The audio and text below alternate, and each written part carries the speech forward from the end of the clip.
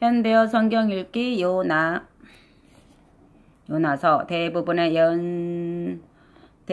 예언서가 하나님의 말씀을 나열하여 서술하는 형식을 지닌 것과 달리 요나서는 예언자 요나가 니느웨로 가라는 하나님의 명령을 거부하고 또 하나님과의 이야기를 주고받는 과정을 통해 하나님 명령의 당위성을 끌어내는 형식을 지닌 독특한 예언서이다. 니느웨는 이스라엘과 적대 관계에 있던 아수르의 수도이다.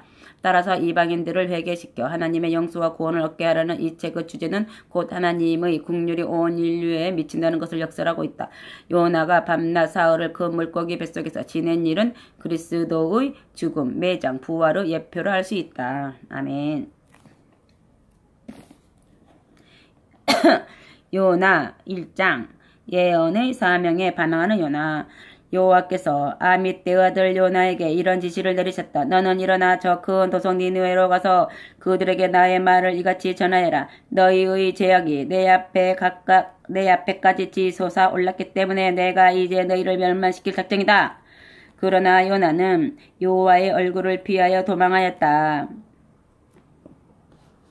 그는 지중해의 해안으로 가서 욥바라는 항구에 이르렀다. 거기에는 마침 다시스로 떠나는 배 한 척이 대기하고 있었다. 그는 당자 뱃삭을 내고 그 배를 탔다. 그러고는 여호와의 얼굴이 배지 않는 곳에 숨기 위하여 배의 캄캄한 은신처 속으로 기어 들어갔다. 그러나 여호와께서 갑자기 그 바다 위로 창을 던지듯이 무서운 바람을 내던지셨다. 순조롭게 항해를 하던 바다에 돌연히 큰 폭풍이 일어나니 그 배가 깨질 지경이 되었다. 죽을까봐 겁신한 뱃사공들은 제각기 자기의 신을 부르며 살려달라고 아우성을 치고 배를 조금이라도 더 가볍게 하려고 배에 실었던 짐과 기구들을 바닷속으로 던졌다. 그러나 요나는 그동안 내내 배 뒤쪽의 갑판 밑에 누워 깊이 잠들어 있었다. 드디어 선장이 그에게 이르러 호령을 하였다.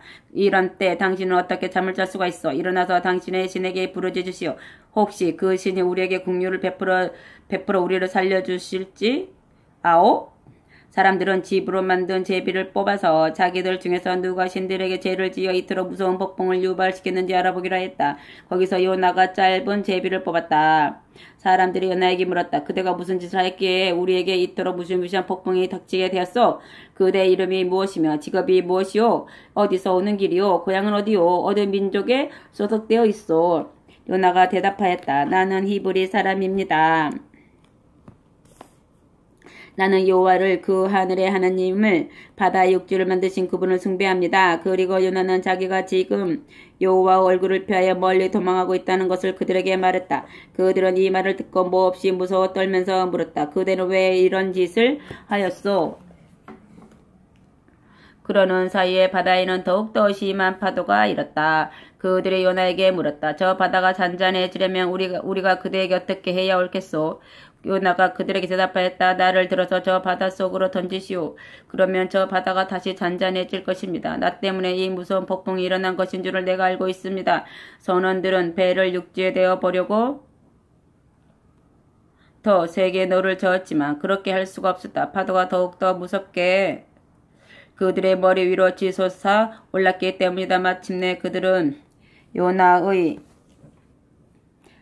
하나님이신 여호와께 큰 소리로 기도를 올렸다. 여호와이시여, 이 사람의 죄 때문에 우리를 죽이지 마시고 이 사람이 죽는 책임을 우리에게 돌리지 마소서. 그가 죽는 것은 우리의 잘못이 아니기 때문입니다. 여호와께서는 충분한 이유가 있어서 이 폭풍을 그에게 내리셨습니다. 그러고 나서 그들은 요나를 들어 성난 바닷속으로 던졌다. 그러자 폭풍이 잠잠해졌다. 그 사람들은 여호와를 몹시 두려워하게 되었다.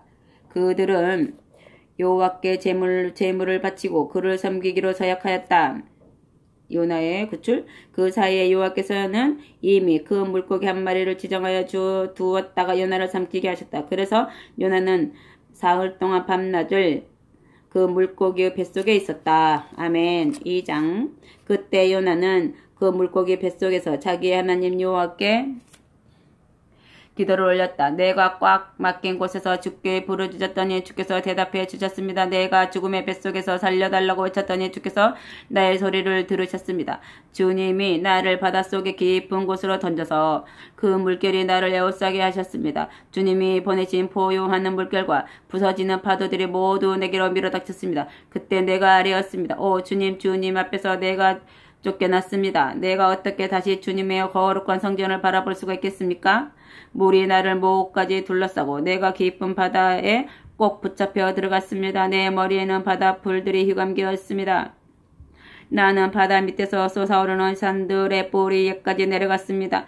생명의 세계가 내 위에서 문을 잠그고 나는 죽음의 나라에 갇혀 있었습니다. 그러나 오 여호와 나의 하나님, 주께서 입을 크게 벌리고 있는 그 죽음의 구덩이 속에서 나를 건져내셨습니다. 내 자신으로서는 모든 희망을 다 잃었으나 다시 한번 내 모든 생각을 주께로 돌렸을 때 나의 애원하는 호소가 거룩한 성전 안에 계시는 주께로 올라갔습니다. 덧없이 사라지는 허무한 것들을 숭배하는 자들은 주께로부터 받는 그 모든 도움을 버리고 떠나가지만 나는 영원히 주님만을 섬기겠습니다. 그렇지 않고서야 주께서 하신 그 모든 일에 대하여 내가 어떻게 충분히 감사를 드릴 수가 있겠습니까?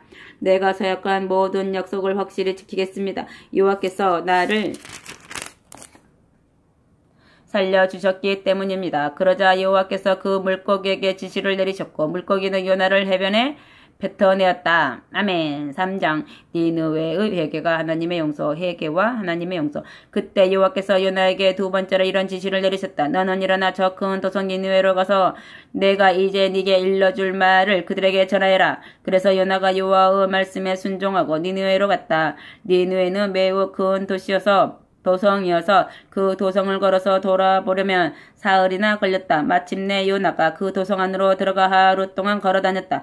그리고 거기서 요나는 자기의 주변으로 몰려든 사람들에게 외쳐 말했다. 40일만 지나면 니느웨는 멸망한다.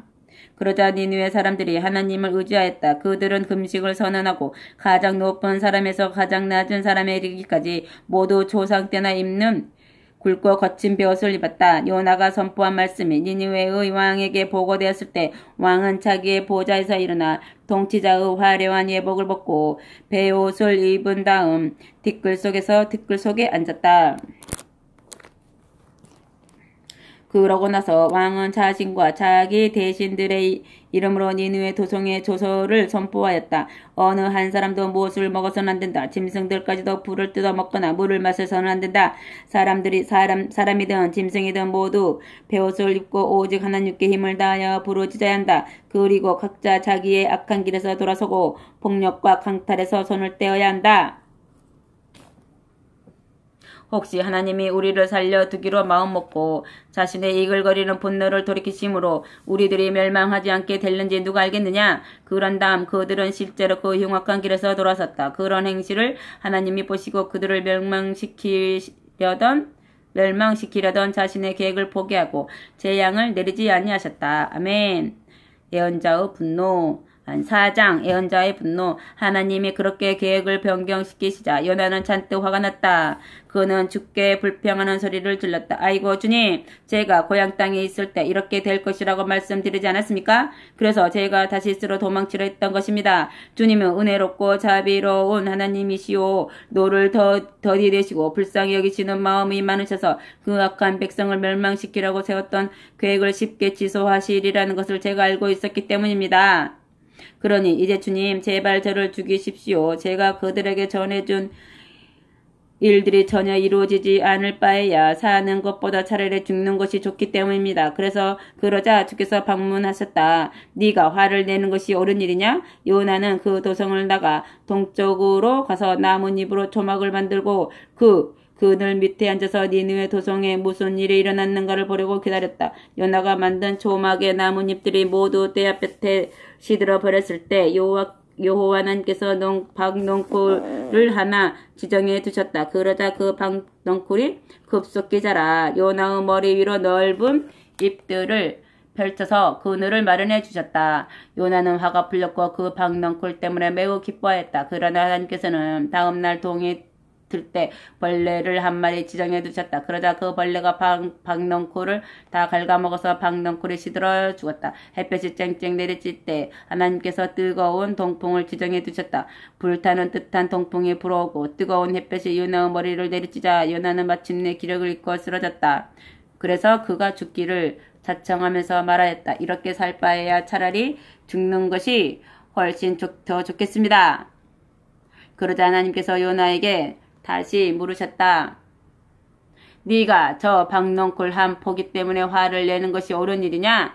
옳은 일이죠. 요나가 대답하였다. 죽고 싶을 만큼 화가 납니다. 그때 여호와께서 말씀하시다. 너는 수고도 하지 않았고 네가 키우지도 않았는데 그저 하룻밤 사이에 나타났다가 하룻밤 사이에 사라진 저 박넝쿨 한 포기에 대하여서도 슬퍼하고 있다. 그렇다면 좌우를 구별할 줄 모르는 사람들이 12만 명 이상이나 있고 수많은 가축들이 있는 저 큰 도성 니느웨에 대해 어찌 내가 슬퍼하지 않겠느냐?